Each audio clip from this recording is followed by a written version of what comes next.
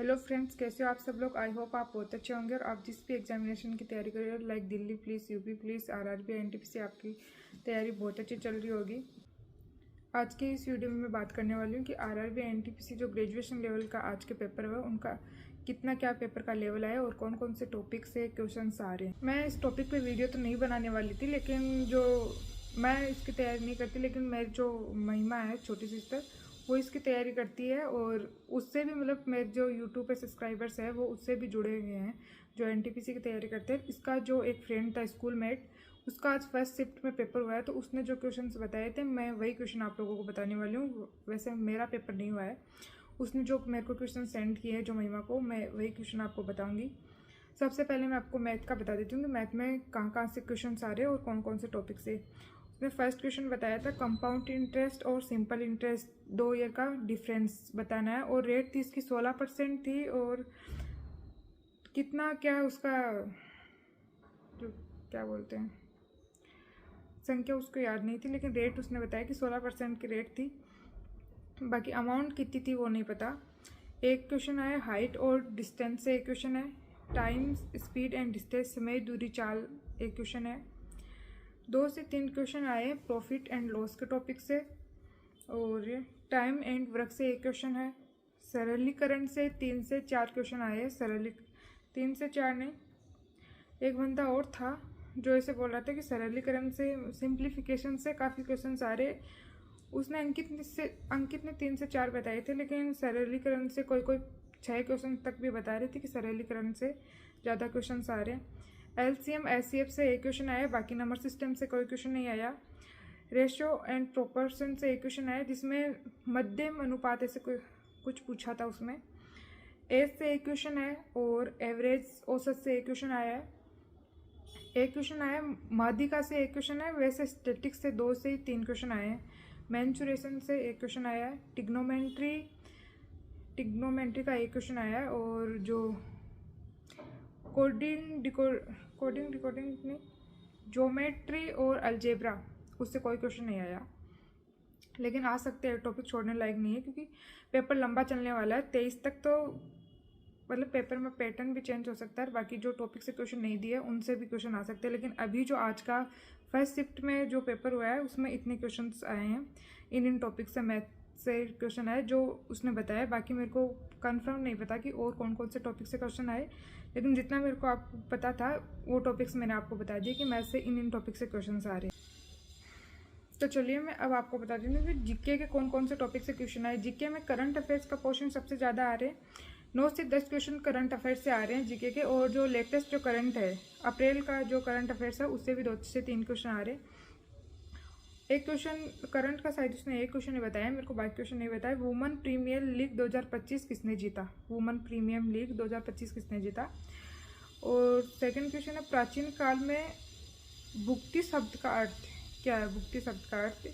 Geography से एक question था 24 डिग्री एक्सांस के पास कौन सी राजधानी है? कौन से स्टेट की राजधानी है 24 डिग्री एक्सांस के पास? कौन से स्टेट की राजधानी है? एक साबरमती नदी कहाँ से निकलती है? साबरमती नदी का उद्गम, ऐसे करके एक क्वेश्चन एक और है। और एक था न्यूली अपॉइंट भारत की महालेखा नियंत्रक कौन है? भारत के महालेखा नियंत्रक कौन है न्यूली अपॉइंट वर्तमान में? एक क्वेश्चन है पूर्वी तट किन किन राज्यों को जोड़ता है?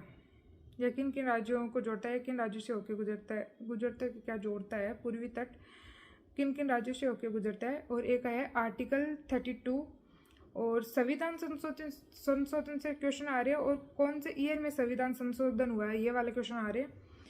और टेलीकॉम सेक्टर कब स्थापित हुआ? एक क्वेश्चन ये था।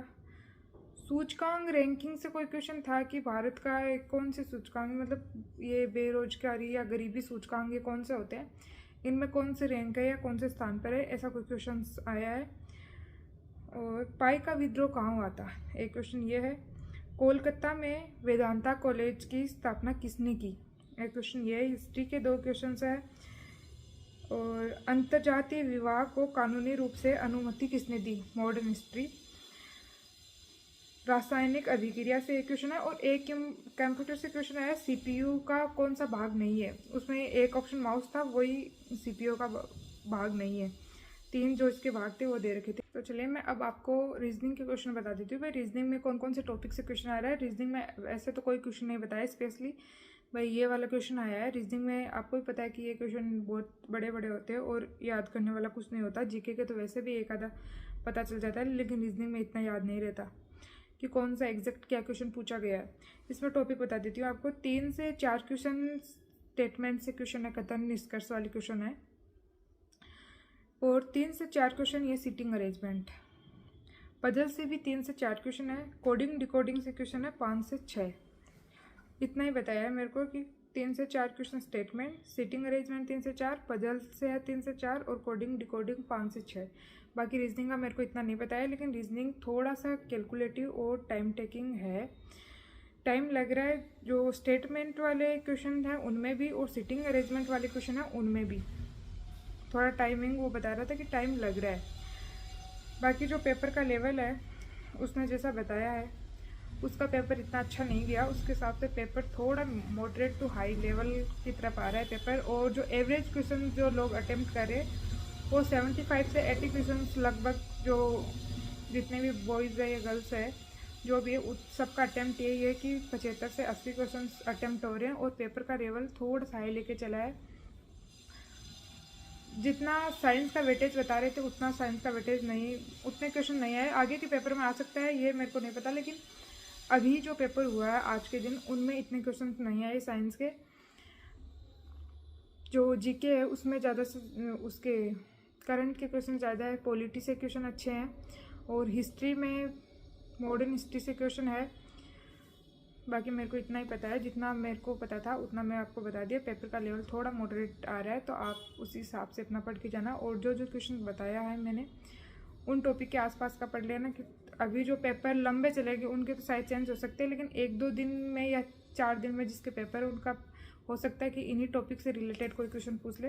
मैं इस जो पेपर हुआ है उस पर वीडियो नहीं बनाने वाली थी, लेकिन मेरे को क्वेश्चंस का पता चला। और मेरे जो सब्सक्राइबर्स हैं उनमें से बहुत से लोग हैं जो NTPC की तैयारी कर रहे हैं, तो मैंने उनके लिए ये क्वेश्चंस उनको शेयर किया है कि ये इतने इतने क्वेश्चंस जो आ रहे हैं इस टॉपिक से। मेरे को जितना पता चला है उतना मैं जेन्युइन जो क्वेश्चंस है वो मैंने आपको बताया जितना उस बंदे को याद था।